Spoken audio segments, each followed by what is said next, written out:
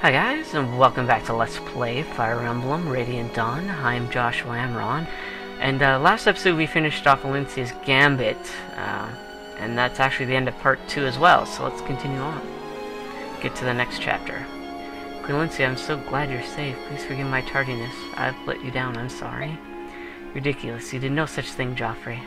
Thank you so much. So what of the rebel army? Without Ludwig at the helm, they're a mess. They're all running around trying to escape. As commanded, we are not pursuing fleeing soldiers, and Lord Ludwig is locked up in the dungeon. Queen Valencia? Lucy's being held captive. If we're to save her, we need to talk to him. That's true. Your Majesty, General, we've received a missive. It concerns Lady Lucia. Oh? What's going on? Queen of Crimea, we demand that you release the Duke of Felire. Refuse, and Lady Lucia will die. No! Lucia. You have half a mark. If the Duke is not released by then, the girl dies. Queen Lucia, don't listen to them. Don't worry about me. Yeah. Quiet. You can die sooner, if you like. Your Majesty, you can't. You have to let me do something about this. Lucia would willingly die fighting for her country, I know. But you have to help her. If you were in her position, she would surely do the same. Please, just give the word. What are we gonna do, though?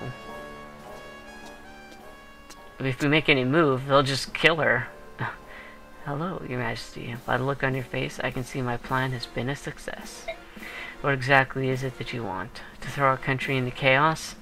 No, I want to protect it, Your Majesty. What? Queen Valencia, you're so naive. Cold and callous decisions are sometimes required of a nation's ruler. I was testing you. We all wanted to know if our queen would have the power to stop a civil war. But no, you were too hesitant and too concerned about harming the people. Now look what has happened. The rule of Crimea cannot be kept in your hands. Please, Your Majesty, you must abdicate and cede the throne to me. And considering Lady Lucia's life is on the line, you haven't much choice. Now, let's have you free me from this prison cell, and then we can discuss any further details. I don't think so. What? Are you truly willing to sacrifice Lady Lucia? Lord Ludwig, all your dissatisfaction and misgivings about me are well-founded. However, do you realize how many lives you've simply thrown away? Strength without compassion does not a ruler make. You care nothing for the people, sir. You cloak your desire to rule with petty speeches, but it is petty avarice nonetheless. Pretty speeches, but it's petty avarice nonetheless. Blah. So this is how it shall be. Very well, but Lady Lucia cannot be spared without my order. Allowing you to plant the seeds of rebellion and play havoc with the lives of my people is a failure for which I must answer. But I will see Crimea through this trial. I will give my people the future they deserve, no matter the cost. I admire Valencia. Well played, Your Majesty. Indeed I have failed. Yet I wonder, are you capable of watching Lucia die? Or will you crawl back to me, your face awash with tears, begging for mercy? How I pray to see that face, Your Majesty. I think she's a very strong and capable leader, no matter what she thinks of herself. Rebel soldiers, hear me. Ludwig of Felire, having conspired against the nation, will stand trial. As Queen and ruler of Crimea, I refuse to negotiate with those bent on destroying it. So you're going to let this girl die? I will be strong, Lucia. Kick, scream, beg. Give us a show, wench. Your Highness, your trusted friend will now die. Let this burn forever in your memory. People of Crimea, behold the true queen, your queen. Long live Queen Valencia. Even in the face of death, she still has such loyalty. Alright, let's see what happens. We got a cutscene here.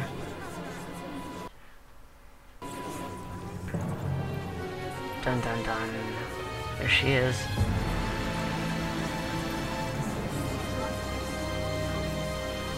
Such a look on her face.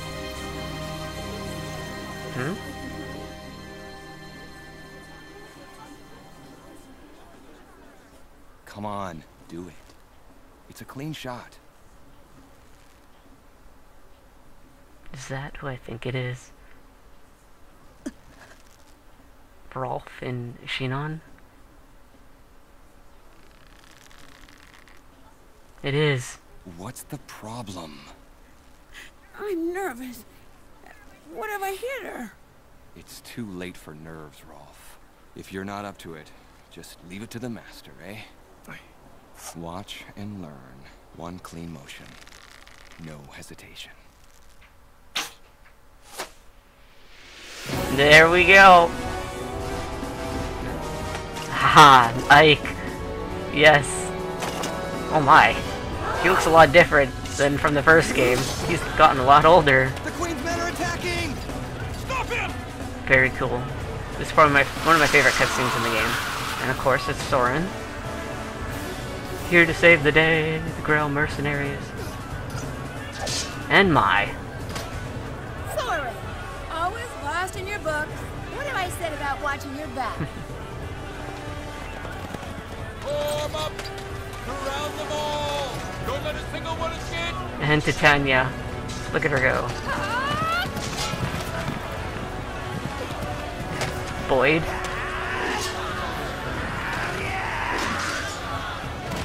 And Oscar.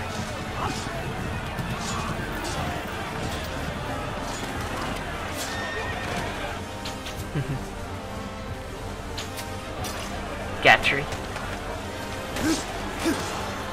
It's been a while since we've seen these guys. Since the first game. Mist and Rice. You're safe now. Can you hear me? Hold on.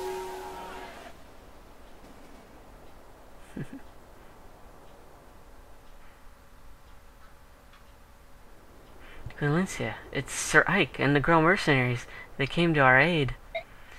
Now we'll get Lucia back in one piece. We've nothing more to worry about. I'll deploy my knights at once. Nice. We did it! Hooray! Sir Ike, if you hadn't come to help, I would have lost one of my dearest friends. Thank you. Thank you ever so much. We were happy to do it, and Bastion pays well for mercenary work. Bastion? Yes, the Count of Fere knew about Ludwig's plotting before he left for Dan. Bastion guessed that if he left the country, the rebels would feel confident enough to make their move. What else would you expect from Crimea's top tactician? Well, Crimea's most deceptive old dog, at any rate. Yes, it's just like him. Sorry that we had to stay hidden until the last minute. For a ruse like that to work, you have to deceive allies as well as enemies. I know you were acting in Crimea's best interests, but I'm sorry you had to let that happen to Lucia. No, it worked out fine in the end. Please put it out of your mind. Lucia, Joffrey, I value your lives more than even my own. But it's my duty to protect this country, even if that means losing you. I've learned a lot from all this. I hope to keep them out of harm's way, and I'll never make the same mistake again. Good to hear. So what are you going to do about all the escaped rebel soldiers? The rebel army will be eradicated. We cannot allow them to sow the seeds of discontent among the people of Crimea. That's the right choice. Would you consider contracting my mercenaries for the job? No, Sir Ike. I'll leave that up to the Royal Knights. I'm certain this task will create anger among the people, and the Royal Knights may be resented for their role in it. But my duty as Queen demands that it be done. The people will have to learn to accept that. I respect your devotion to duty, so you don't need me then? That's right, I'm going to move on, together with my vassals and the people of this country.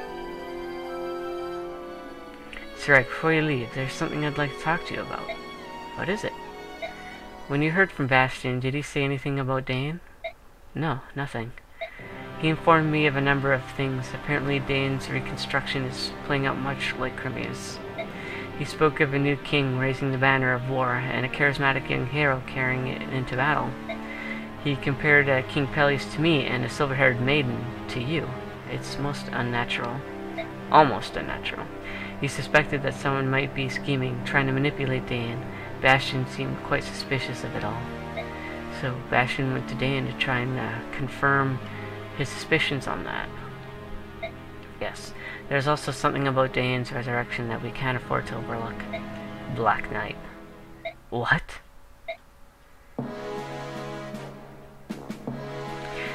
I'll never forget him. He was the one warrior who the late King Ashnard trusted, encased in pitch black armor, standing tall with a crimson cape. When the Liberation Army fought at the capital, he was there. He sided with the silver-haired maiden. Black Knight, the man who killed my father. But I defeated him 3 years ago. I'm sure of it. At the very least, he couldn't have escaped when Nedo's castle came crashing down on him. The day after you fought, Bastion ordered some men to search the remains of Nedo's castle. There was no trace of the Black Knight, no armor, nor sword, no corpse. So he must have escaped somehow. The Black Knight that was seen in Dahan was indeed the same Black Knight. He might prove to be a threat to Crimea. If he's still alive, I have no doubt I'll see him again. Valencia, this is very important information for me. Thank you. Of course. There we go. Part 2 is now finished. Alright. Still to come. A great war begins, one that threatens to tear the land asunder. A hero sides with the Laguz and Justice. The Maiden of Dawn fights for the Bjork and Dayan. Their armies will collide, while the flames of the Medallion burn brighter. Part 3, Intersecting Vows. Okay, and the next part's actually going to be focusing on the Grail Mercenaries for once. So yes, we're really digging deep into the game now. They're actually very good units, so I'm very looking forward to playing as them. I think we have a little time left to continue on here. Save the game, and we'll continue on. Part 3, Intersecting Vows.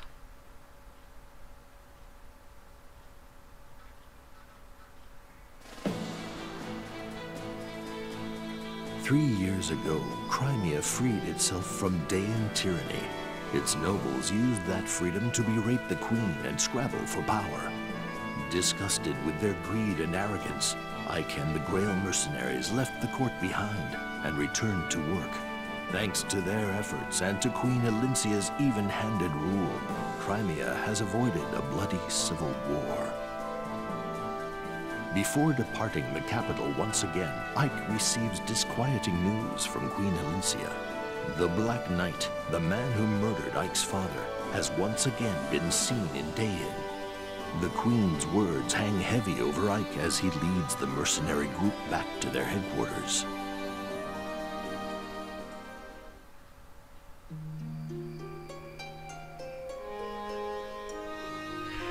Wow, how long has it been since we were here? Sure feels great to be home. Yeah, we've been away for too long. Dealing with Crimean nobles always seemed to take longer than it should. At least now we can finally get some rest. Still, it was nice to be needed, don't you think? Especially for a band of mercenaries as poor as we are. You know, like, if you hadn't renounced your lordship, we wouldn't have to run around like this to support ourselves. Oh, I know. I'm just teasing you, silly. Besides, I'd rather spend my life helping people. Who wants to live like some overstuffed noble anyway? Definitely not me. We have Father's legacy to look after as well. The Grail mercenaries. Ike, a visitor to see you. Visitor? Who is it? Long time no see, Ike. I've been looking all over Crimea for you. You're never home. Ranulph, how are you, my old friend? How's everyone in Galia? Is King Cagnagus well? Everyone's doing great. We Laguz don't take ill too easily, so it's hard to not be well. Seeing you again brings back memories. We couldn't have won the war if not for Galia's aid, and yours especially. Well, same goes for you. Who knows where Galia would be if not for Ike and the Grail mercenaries. Speaking of old friends, I saw Princess Leanne in the Crimean royal court. Apparently she'd been looking for me too. She said, "Please save my brothers." Do you know what she's talking about? So, she's heard. Let me get straight to the point, Ike. I have some bad news. War has come to us once again. What? The Laguz Alliance, which is made up of Gallia, Phoenicis, and Kilhas, is setting out against Benyon. The situation has escalated very quickly. Escalated seems a bit soft. I know there are problems between the Laguz and Benyon, but I thought things were getting better. Raphael, the eldest son of the Herons, brought back some disturbing news from Dayan. He learned that Benyon senators ordered the Herons' extermination. This spurred Laguz to strike against Benyon. That's why I came looking for you, Ike. We need your help.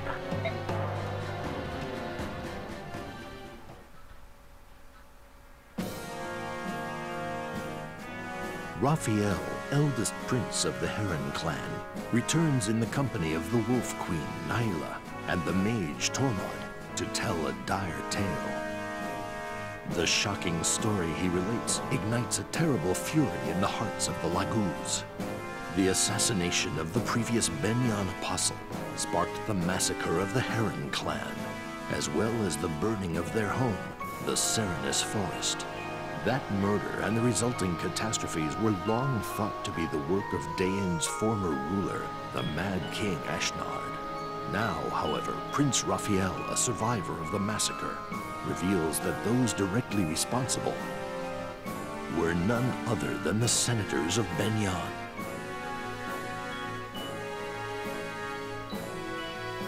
Upon hearing this tale, the Hawk King Tibarn is consumed with an unspeakable rage. He shares this information with the Raven King Nisala and the Beast King Kanagus, and they form a Laguz alliance. Together with the Heron royal family, they send messengers to the leadership of Benyon, demanding an explanation from the senators.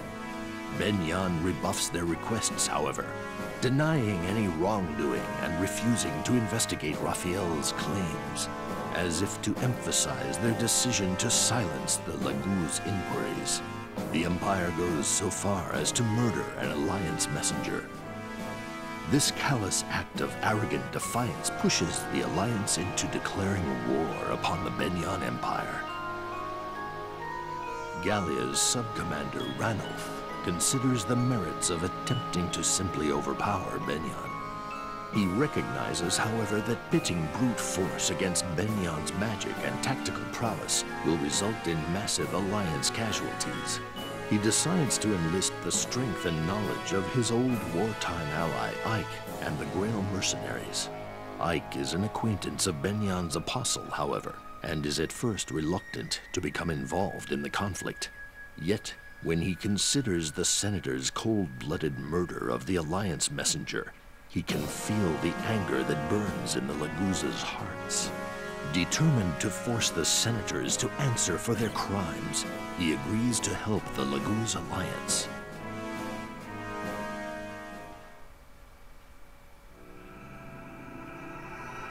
Alright, getting to the prologue here, the Great Advance.